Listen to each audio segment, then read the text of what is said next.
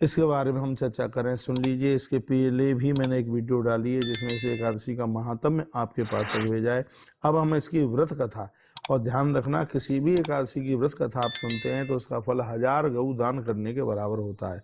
थोड़ी ही देर की वीडियो है, ज़्यादा टाइम आपका नहीं लिया जाएगा, लेकिन वीडियो आप बिल्कुल पूरा सुनिए। धर्मराज युधिष्ठिर ने भगवान श्री कृष्ण को कहा था कि महात्म्यम विजयाय आशा सुतम कृष्ण महाफलम फाल्गुनस्यार्जुनेपेक्षया नमी ताम बदादुना। हे प्रभु, आपने फागुन के कृष्ण पक्ष की यानी विजया एकादशी का महात्म्य विस्तार पूर्वक का। अब हम आपसे इस महीने की शुक्ल पक्ष की कथा के बारे में सुनना चाहते हैं, उसके बारे में आप बताएं।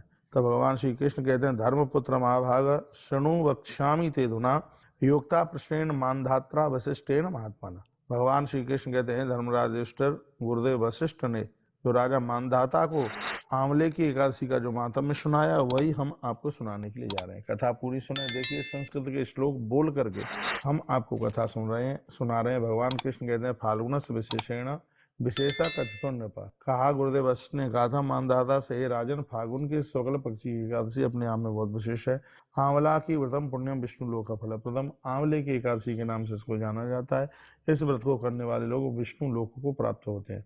आंवल क्या तले गत्वा जागरणम तत्र कार्य। जो आंवले के वृक्ष के नीचे बैठ करके जागरण करेगा या ओम नमो भगवते वासुदेवाय का जप करेगा तो कृत्वा जागरणम रात्रो गौ सहस्रम फलम लभेत। तो इससे भी 1000 गायों के गौदान करने का फल तत्काल प्राप्त हो जाए। मानदाता ने कहा, आंवला की कदावेशा उत्पन्ना दुष्यतमा सर्वम ममा चस्व परम कौतूहलम में। राजा मानदाता ने कहा, हे द्विजश्रेष्ठ, आंवले की एकादशी कब उत्पन्न हुई, यह मुझको कौतूहल हो रहा है, सुनाइए। इन सारी बातों को आपसे मैंने पूछा तो आप बताएं। किस कारण से यह पवित्र तथा पापों को दूर करने वाली और जागरण करने से 1000 गौदान का फल प्रदान करती है, ऐसा आपने कहा है हमें।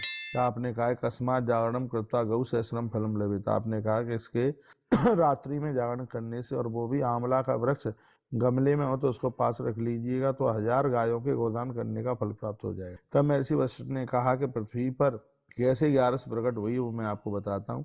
तो कहते हैं, आंवला का वृक्ष सभी पापों को नष्ट कर देता है, ये ऐसा स्पष्ट ग्रंथ में लिखा हुआ है।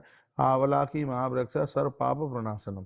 आंवले का पेड़ है, सभी पापों को समाप्त कर देता है।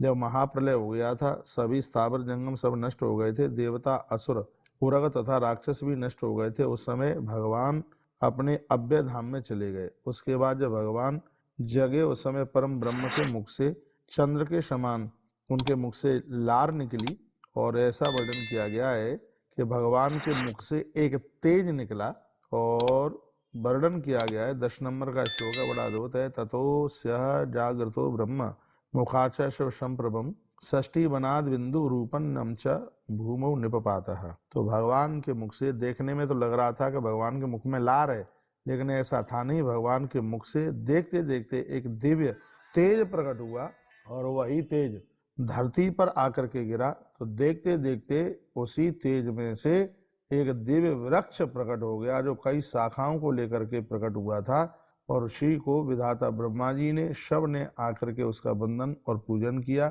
और उसी वृक्ष का नाम है आंवला, नाम रख दिया गया। 14 नंबर के श्लोक में वर्णन है, आज मुस्तत्र देवास्ते यत धाति हरिप्रिया ताम दृष्ट्वा महाशभा विस्मय मागत। सबको अचंबा हुआ, वृक्ष का नाम आंवला रख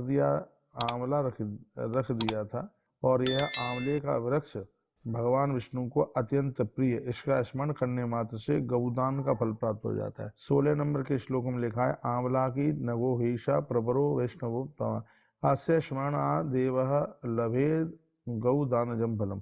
इसके स्मरण मात्र से गौदान का फल प्राप्त हो जाता है। स्पर्श करने से 2 गुना और इसको खाने से 3 गुना फल प्राप्त होता है। अतएव धात्री का फल सेवन अवश्य करना चाहिए। धात्री मीन्स यानी आंवला, यह वैष्णवी है, सभी पापों को दूर करने वाला फल है। धात्री के मूल में भगवान विष्णु निवास करते हैं, और उसके ऊपर ब्रह्मा जी का निवास होता है।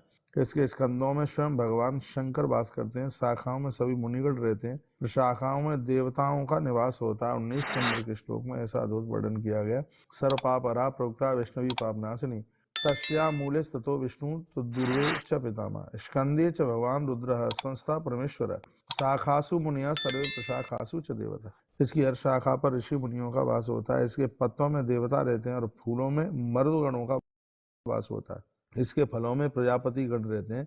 जिस धात्री आंवला का मैंने वर्णन किया, भगवान कहते हैं वह सर्वदेवमयी है, अतएव यह भगवान विष्णु के भक्तों के लिए पूज्यतमा है।